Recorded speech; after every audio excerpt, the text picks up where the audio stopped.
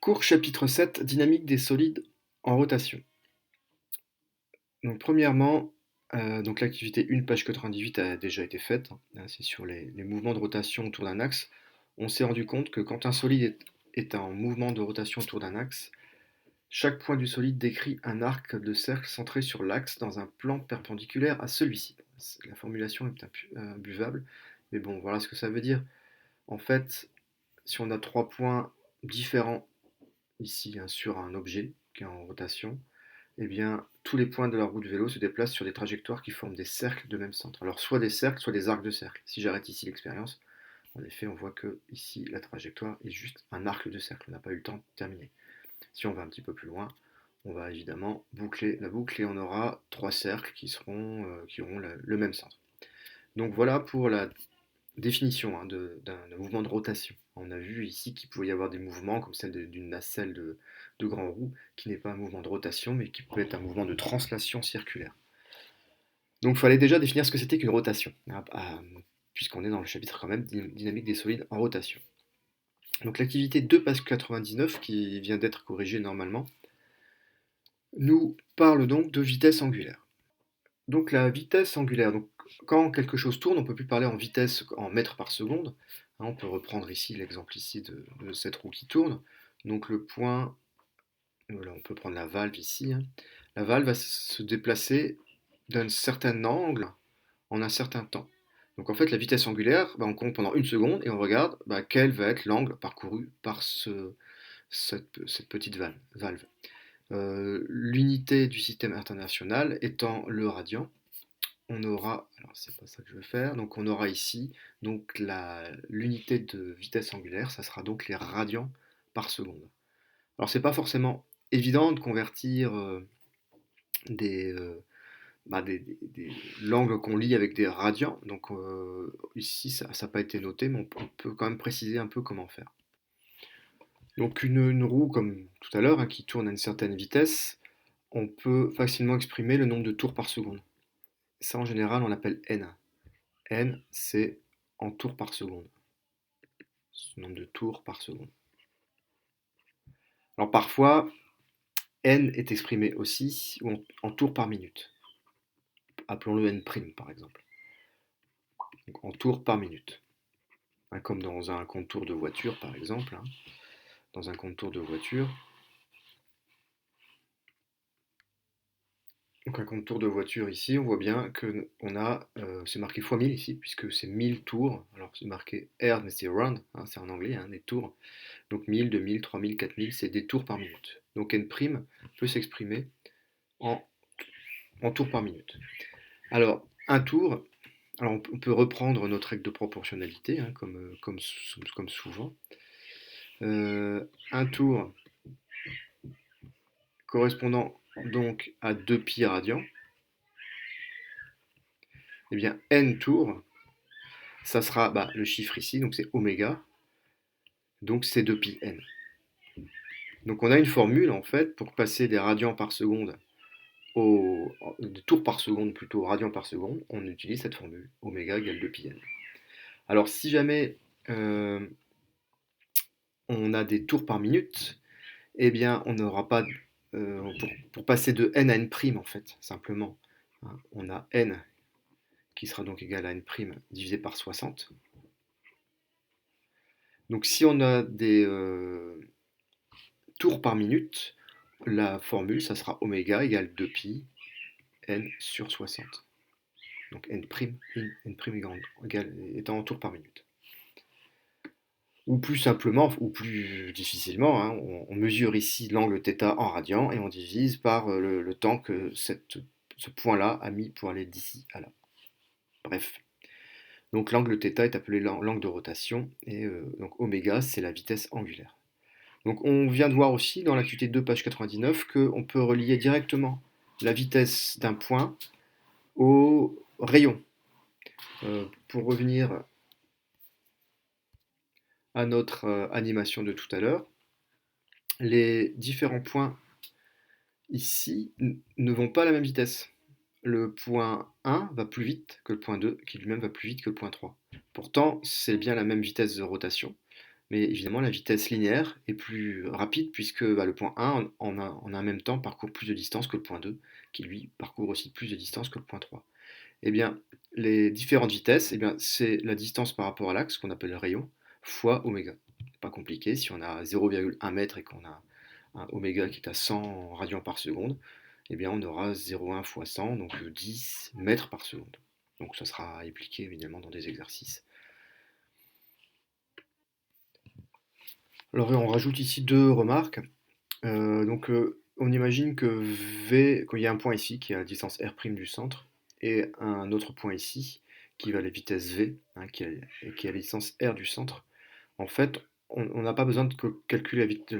Comment dire, si on connaît V', ou si on connaît V, on peut en définir V', puisque ça sera un rapport. En fait, si V égale R sur oméga, on a une sorte de constante qui est que oméga, c'est V sur R, et oméga, c'est aussi V' sur R'.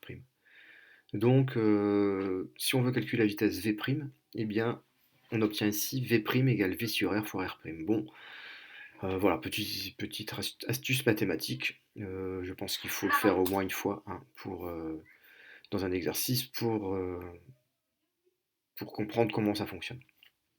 Deuxième chose ici, alors si si le disque tourne à vitesse constante, le disque va mettre t secondes pour faire un tour.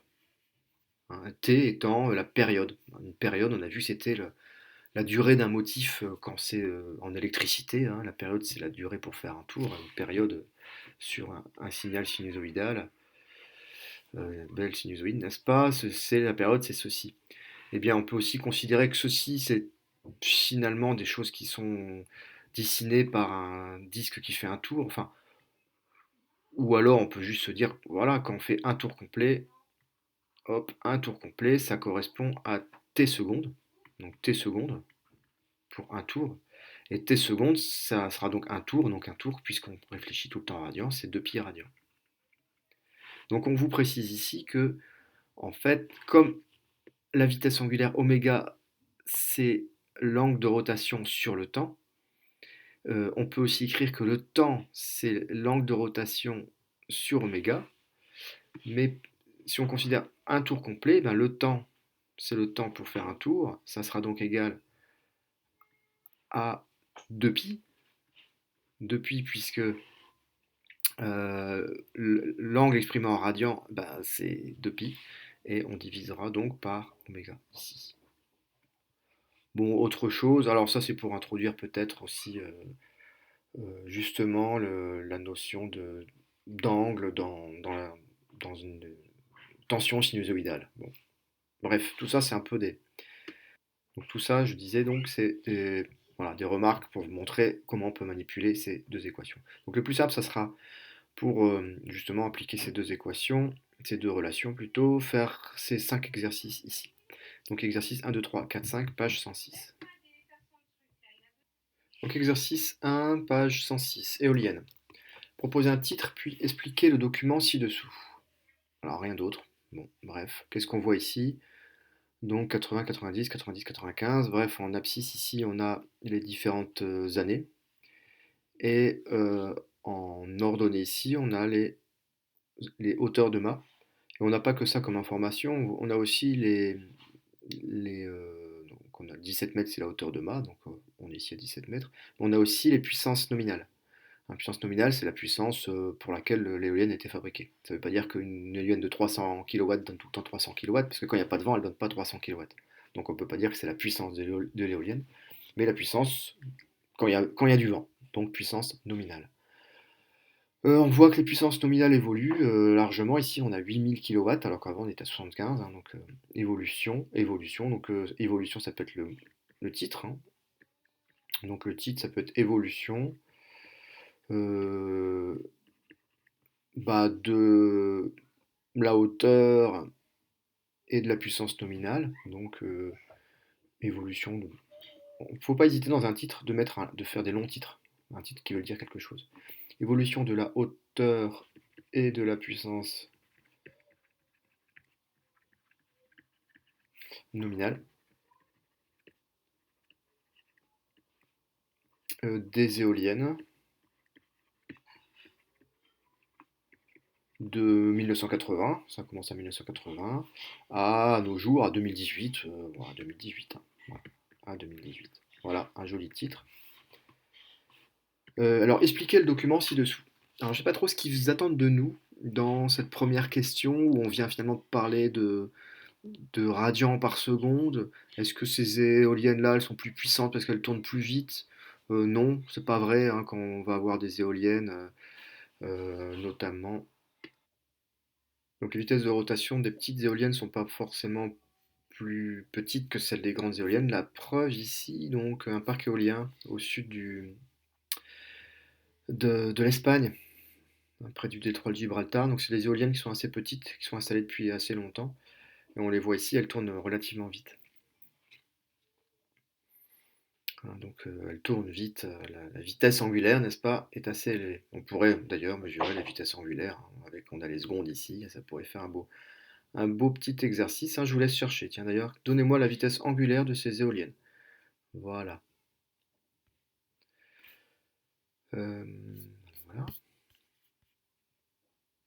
Donc à comparer avec la vitesse de rotation, la vitesse angulaire de ces éoliennes-là qui sont des éoliennes modernes, donc un peu plus grandes. Donc voilà, on voit que ça tourne moins vite. Alors il faudrait calculer aussi, hein, là, pareil, même TP, calculons la vitesse angulaire de ces éoliennes. Donc faites ça chez vous, on fera ça en cours, en présentiel et en distanciel, bah, je vous laisserai calculer la vitesse angulaire de ces éoliennes. Est-ce qu'elles ont toutes d'ailleurs la même vitesse angulaire ici? Et on peut regarder. Oui, normalement elles sont assez synchrones, ce qui est pratique pour faire de l'électricité qui est fabriquée les, les- comment dire, du courant alternatif. Bon, là on a des éoliennes encore plus grandes, je pense, offshore, et elles tournent encore plus doucement, sauf si c'est fait au ralenti, mais bon, là pareil. Quelle est la vitesse angulaire de cette éolienne? Bon, tout ça pour revenir à nos moutons, hein, à expliquer, commenter, hein, expliquer le document ci-dessous. Je vois pas trop comment expliquer, voilà, que plus une éolienne est grosse, plus elle va nous faire beaucoup de courant. Voilà, j'ai pas trop d'explications. Bon, on va passer donc à l'exercice suivant, qui est un peu plus, comment dire, appliqué. Donc, moulin d'enfant. Donc, exercice 2, page 106. En plaçant ce moulin dans le vent, un enfant constate qu'il met 25 secondes à faire 10 tours. Calculer sa vitesse angulaire en tours par minute. Vous voyez, tout à l'heure, je vous parlais de vitesse angulaire, on peut exprimer ça en tours par minute. Bah, les petites formules que je vous ai données peuvent nous servir ici. Donc la vitesse angulaire en tours par minute, eh ben, on ne change pas nos bonnes habitudes. 25 secondes, 1 tour. La vitesse angulaire, c'est en tours par seconde, donc pour une seconde. Ça fait combien de tours? Eh bien, ça fait, oui, attention, ici, c'est pas un tour, c'est 10 tours. Donc ça fait 1 fois 10 divisé par 25, donc 10, 0,4. Donc n' égale 0,4 tours par seconde. Voilà. Donc maintenant on veut la vitesse angulaire en radians par seconde. Alors oui, je suis pas concentré, hein, on en demandait bien ici, donc des tours par minute. Donc si n' égale 0,4 tours par seconde, donc c'est bien n comme, bon peu importe, hein, tout à l'heure j'avais appelé n' l'unité qui s'exprimait, enfin la vitesse qui s'exprimait en tours par seconde. Ici, je l'appelais n', peu importe, donc en tours par minute, hein, ça donnerait n égale, évidemment, s'il y a 0,4 tours par seconde, en tours par minute, on multiplie ça par 60, et ça nous donne 24. 24 tours par minute. Donc deux techniques, soit on se sert des formules que j'ai données précédemment, donc oméga égale 2pi n, si n est en tours par seconde. Donc ici, c'est n' que j'ai appelé en tours par seconde, donc on va essayer d'être logique. Donc soit oméga égale 2pi n', ou si on se sert plutôt des tours par minute, eh bien il faudra faire 2pi n sur 60. Donc formule bête et méchante, surtout bête parce qu'on ne comprend pas comment ça passe. Ou alors on se dit, mais qu'est-ce qu'on sait sur un tour? Eh bien un tour, on sait que un tour, c'est 2pi radians. Donc 0,4 4 tours par seconde, ça fait 0,4 tours par seconde. Ça fait combien de radians par seconde? Donc 0,4 fois 2pi. On obtient bien la même chose qu'ici. Pour avoir oméga, on multiplie le 0,4 par le 2pi. Donc 0,4 fois 2 fois pi, ça donne 2,51 radians par seconde. Exercice 3 maintenant.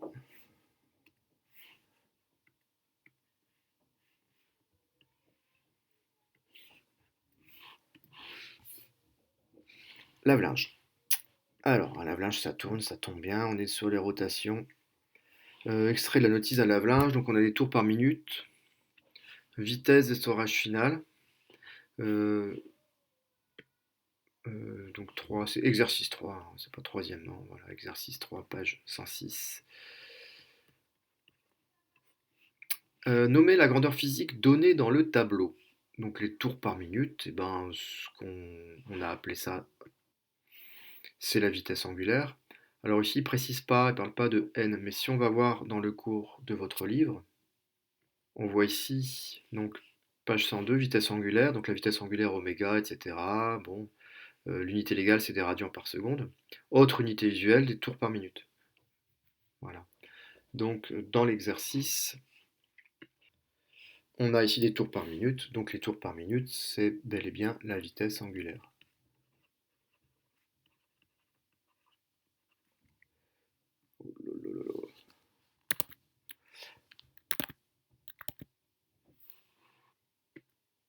Qu'est-ce qu'il me fait là?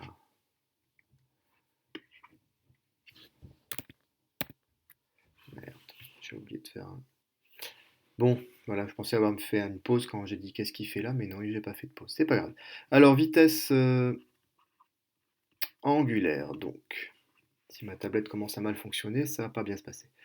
Le titre du tableau proposé par le fabricant vous semble-t-il approprié? Bah non, parce qu'il lui dit vitesse d'essorage final. C'est pas une vitesse, parce que c'est une vitesse angulaire. On n'est pas en mètres par seconde ici, on est en tours par minute. Donc non. Voilà. Non. Ils n'ont pas d'expliquer pourquoi, donc non, c'est pas approprié. Pour un programme synthétique, le cycle d'essorage dure 2 minutes 30. Combien de tours sont effectués par le lave-linge au cours de cet essorage? Alors, un programme synthétique. Programme synthétique, 1200 tours par minute. J'écris 1200 tours pour 1 minute. L'essorage dure 2 minutes 30, donc je mets 2 minutes 30. Alors attention, 2 minutes 30, ça fait 2,5 minutes. Bon, ils sont gentils avec nous parce qu'ils auraient pu mettre 2 minutes 38 et là, on aurait dû faire une autre règle de proportionnalité pour savoir combien ça faisait en minutes. Donc le résultat ici, c'est 1200 fois 2,5, donc 1200 fois 2,5, ça donne 3000.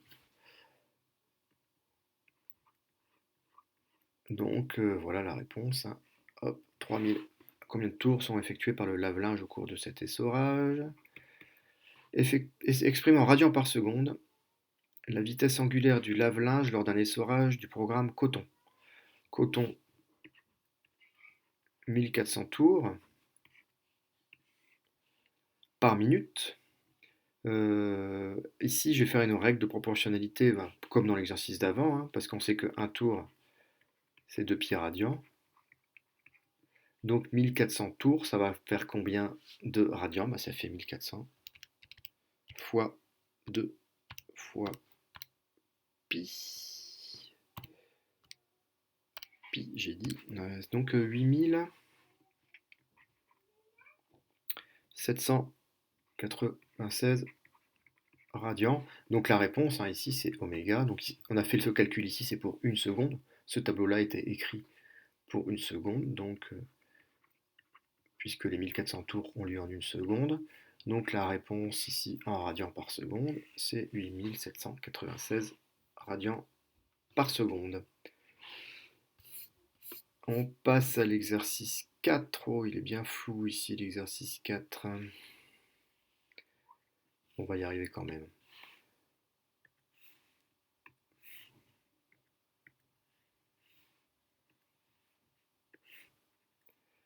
Alors, exercice 4, toujours page 106. Éolienne et vitesse de rotation. Donc tableau des caractéristiques d'une éolienne, donc puissance, etc., etc. Bon, on va passer aux questions parce que ça, quand un tableau est long à lire comme ça, on regarde d'abord la première question et après on va chercher les infos. Au bac, il faudra bien que vous fassiez ça aussi parce qu'il y a beaucoup de documents et parfois il y a plein de choses qui sont inutiles, hein. Je pense que le poids du rotor, on s'en fout un peu ici, en l'occurrence. Alors, quelle est la vitesse de rotation moyenne de l'éolienne en radians par seconde? Bon, alors, vitesse de rotation, vitesse de rotation moyenne, 8,5 tours par minute. 8,5 tours, on les veut en radians par seconde, donc on a des tours par minute, 8,5 tours par minute. Bon, on divise par 60 ici, et on aura des tours par seconde, donc 8,5 tours par minute, ça fait 8,5 divisé par 60, ça fait 0,141,6, alors 142 tours par seconde. Et nous, on veut des radians par seconde. Alors, on peut refaire un tableau comme tout à l'heure, mais on a compris en fait que oméga, c'est 2 pi n. On peut aussi se servir de ça à partir du moment où on sait pourquoi on écrit ça. C'est parce que, voir l'exercice d'avant, hein. Donc, on multiplie 0,142 par 2 pi. Donc, on multiplie 0,142. J'ai donc directement ma réponse fois 2 pi. Ça fait 0,89. Il y a un 0 après, donc je peux le mettre ici, hein, si on veut. Radians par seconde, qui peut s'écrire comme ça aussi. Voilà.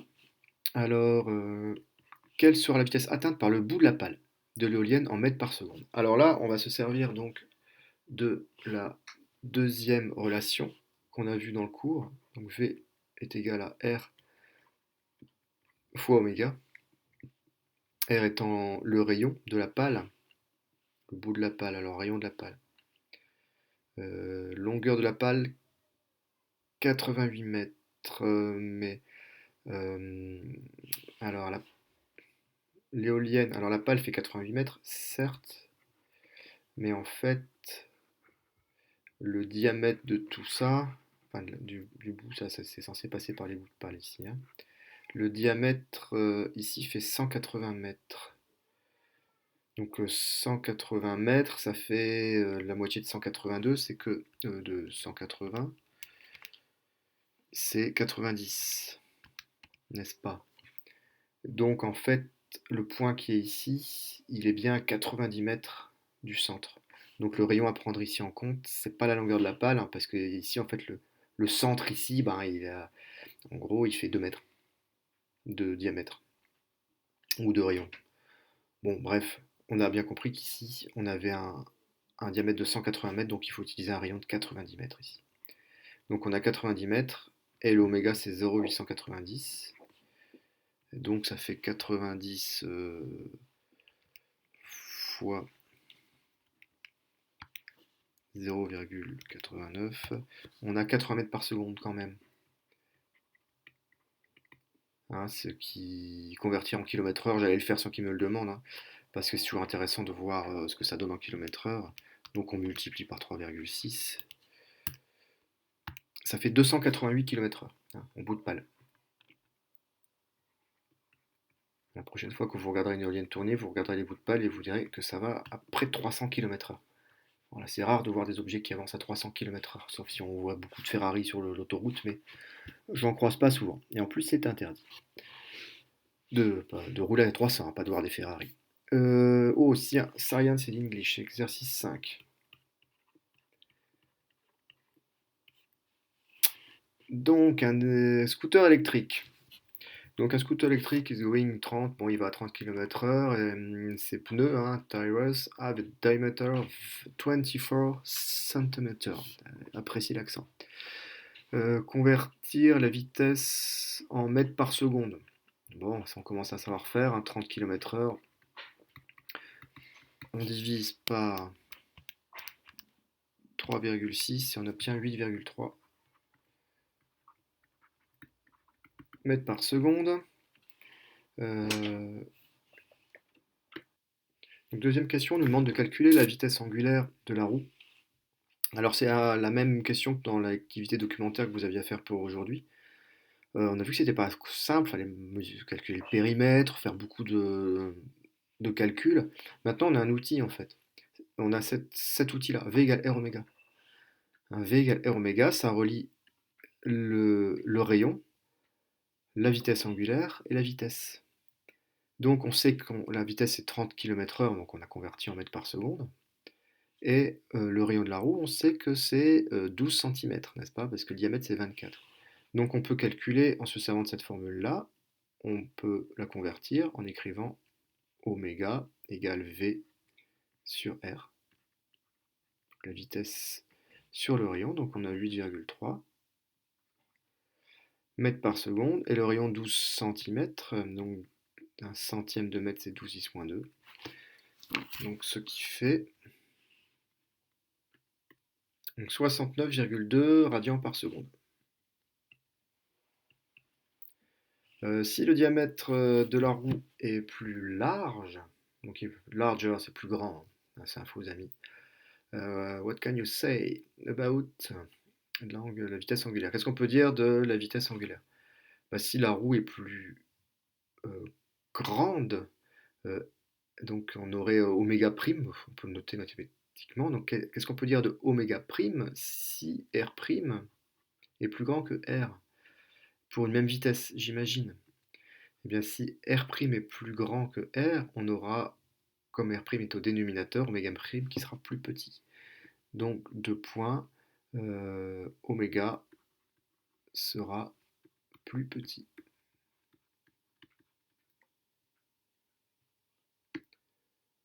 Voilà, fin des exercices et fin de la vidéo. La deuxième partie du cours sera dans une autre vidéo.